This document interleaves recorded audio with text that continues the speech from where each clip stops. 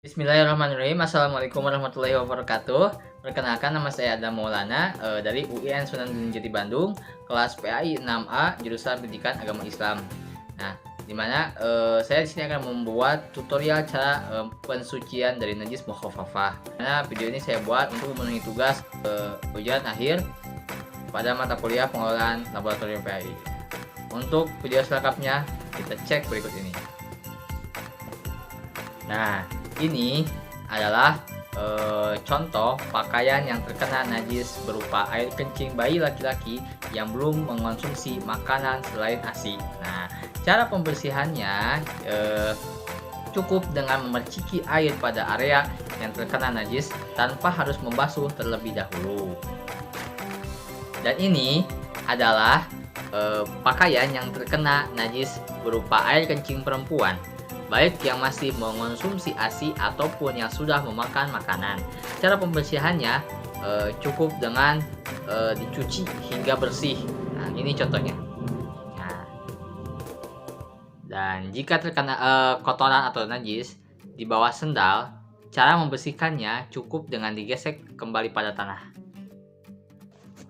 Dan ini adalah contoh najis berupa kotoran yang ada di atas lantai. Cara membersihkannya cukup dengan disiram dengan air 1-2 gayung saja.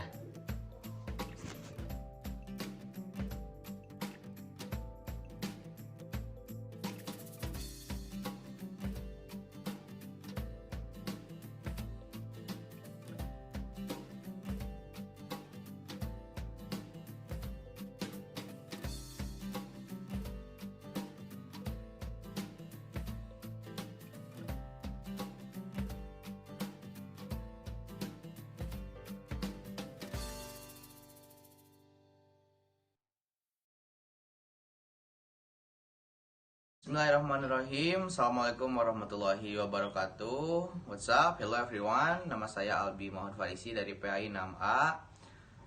Di sini saya akan membuat video tutorial mungkin mengenai cara membersihkan najis mukhafafah dan najis mutawasito. Nah, judul tersebut berkaitan dengan jurnal yang saya buat mengenai kekeliruan dalam bagaimana cara membersihkannya antara kedua hadis tersebut. Nah, mungkin langsung saja kepada praktek ya.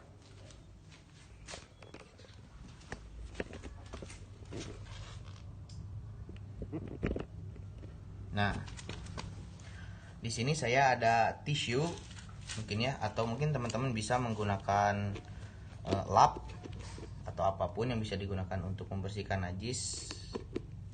Pertama kita mulai dari najis mukhafafah terlebih dahulu.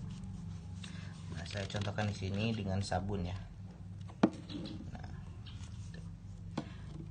yang termasuk najis mukhafafah itu adalah air kencing bayi laki-laki yang belum genap berusia 2 tahun serta hanya mengkonsumsi air susu ibu saja. Nah, cara membersihkannya yaitu yang pertama dihilangkan zatnya.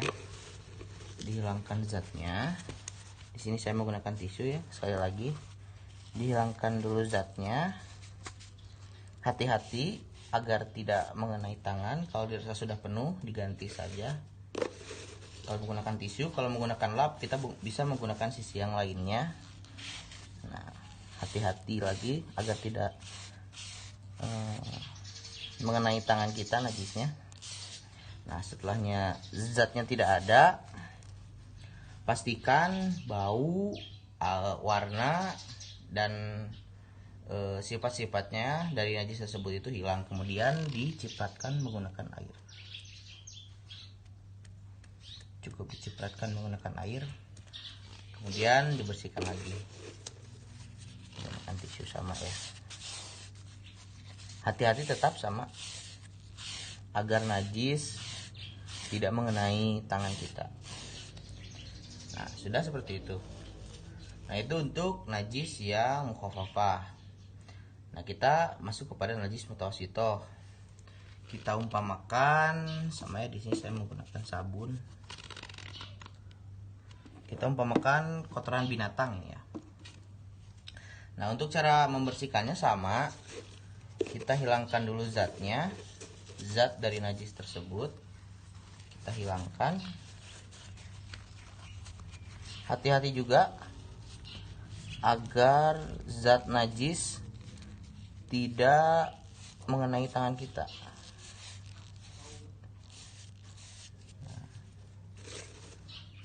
Agar kita tidak dua kali membersihkan ya. Setelahnya kita harus membersihkan tangan kita karena tangan kita mengenai najisnya. Nah, setelahnya dibersihkan zatnya, kemudian kita basuh. Nah, kita basuh tempat yang tadi najis tersebut dengan air. Nah, lalu kita bersihkan lagi dan bisa menggunakan kembali sabun ya atau wewangian agar lebih menjamin kebersihannya gitu. Nah, gitu. Kita bersihkan demikian. Nah.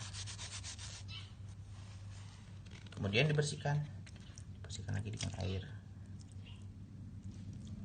Nah, seperti ini juga sudah cukup. Najisnya juga sudah hilang ya. Namun untuk menghilangkan basahnya boleh kita lap kembali.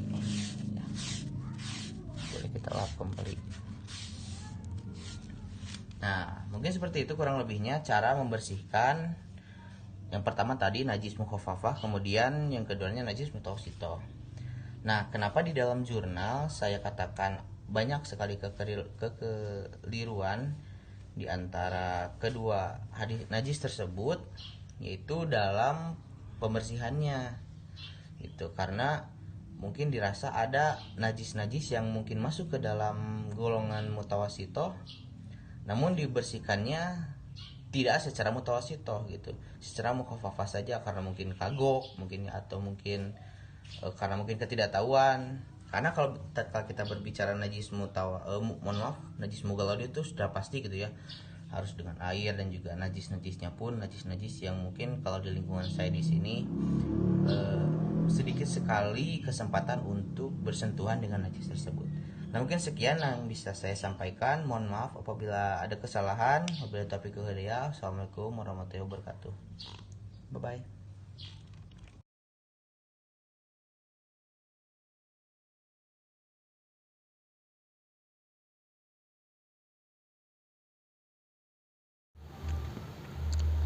Bismillahirrahmanirrahim. Assalamualaikum warahmatullahi wabarakatuh.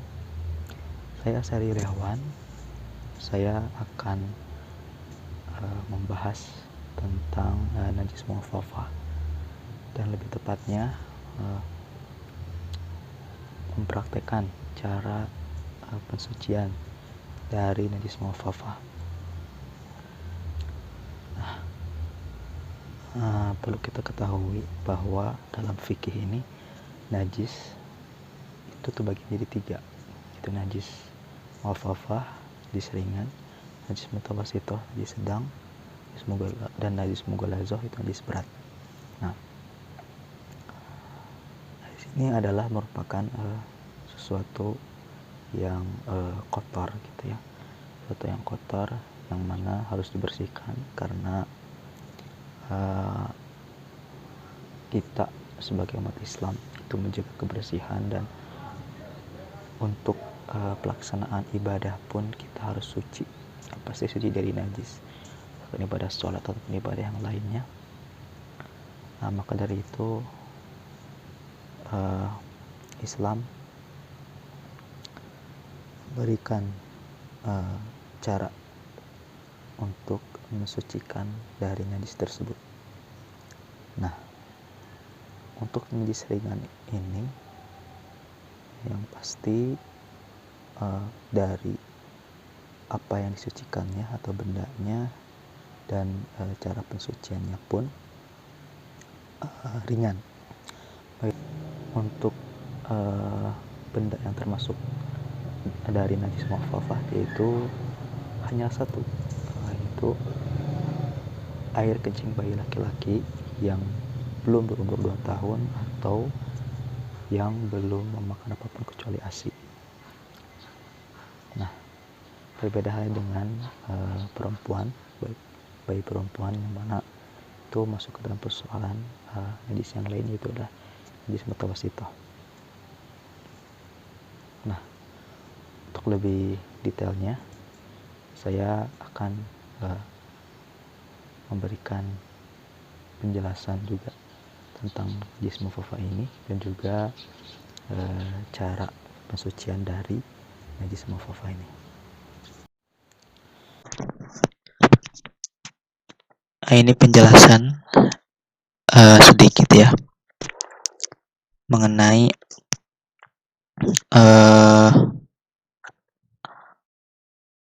adanya keringanan gitu untuk membersihkan air pada kencing bayi laki-laki gitu. Adalah mengingat berbagai alasan. Nah, jadi di sini saya akan memberi tahu alasan kenapa air kencing atau air seni bayi laki-laki itu memang berbeda cara pensuciannya dengan air kencing bayi perempuan. Nah, poin A yaitu karena kencing bayi laki-laki itu lebih halus dari kencing bayi perempuan, sehingga kencing bayi laki-laki tidak banyak menempel atau melekat di tempatnya, sehingga kencing seperti halnya kencing bayi perempuan. Poin B, kencing bayi perempuan itu lebih berbau bila dibandingkan dengan bau kencing laki-laki. Nah, itu yang menjadi alasannya ya. Karena kalau di najis mutawasito itu harus dihilangkan berupa baunya, berupa warna, rasa. Nah, kurang lebih demikian. Jadi poin di sini yang menjelaskan tuh yang bahwa kencing bayi perempuan masuk ke dalam kategori najis mutawasito. Untuk poin C, bayi laki-laki apabila kencing, maka kencingnya itu berserakan kemana-mana, tidak mengumpul. Sedangkan kencing bayi perempuan itu mengumpul. Nah, itu.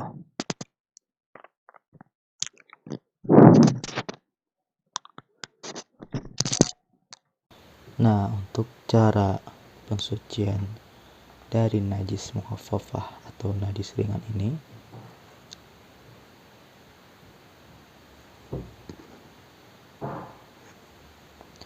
sudah terlihat ya, ada genangan air. Ini misalkan air kencing bayi laki-laki ya, air seni bayi laki-laki yang belum konsumsi apapun kecuali ASI, atau bayi laki-laki yang belum berumur 2 tahun. Nah, cara pensuciannya yang pertama itu kita hilangkan dulu zatnya. Kita hilangkan dulu zatnya seperti ini.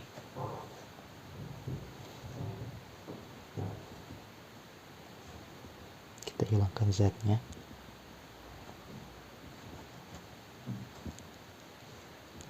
Nah, setelah itu kita percikan ke seluruh bagian yang terkena najis mukhafafah.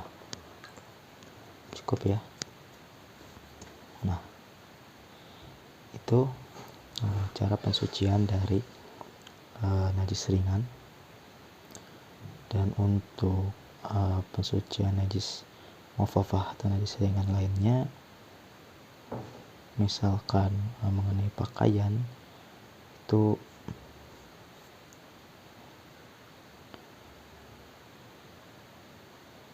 akan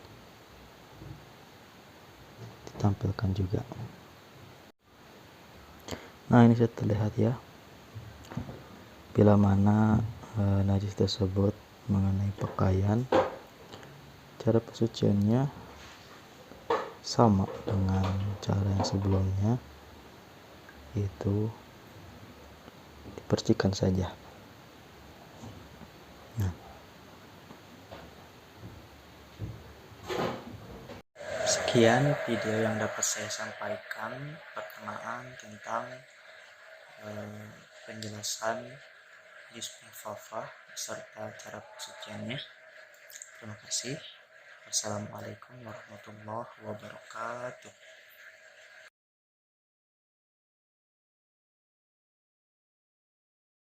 Bismillahirrahmanirrahim. Assalamualaikum warahmatullahi wabarakatuh. Nama saya Ayu Aja dari kelas PAI 6A. Nah, di sini saya akan membuat tutorial atau video tentang cara membersihkan najis mukhafafah. Nah, sesuai dengan judul jurnal yang saya buat, yaitu tentang konsep najis mukhafafah menurut pemahaman masyarakat. Nah, langsung saja ke tutorialnya. Pertama itu kita harus menyiapkan bahan-bahan atau alat-alat.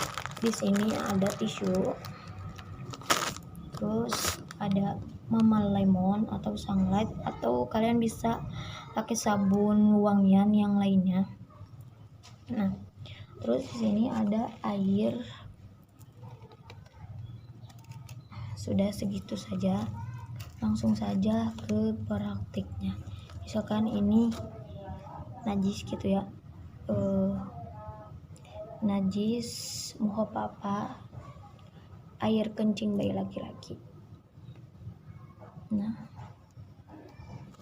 yang pertama cara membersihkannya itu kita harus menghilangkan dulu jenis najisnya. Kita harus menghilangkan dulu jenis najisnya. Ini air kencing bayi laki-laki.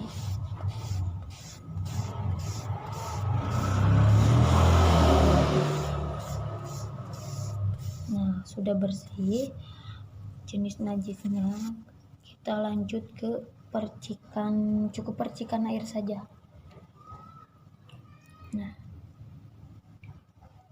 cukup percikan air saja ke jenis tadi yang terkena najis, air kencing bayi laki-laki. Selanjutnya yaitu untuk contoh yang kedua, najis mukhafafah air kencing bayi perempuan. Nah, yang pertama itu ini misalkan air kencing bayi perempuan. Nah, yang pertama itu kita bersihkan dulu, mungkin sedikit.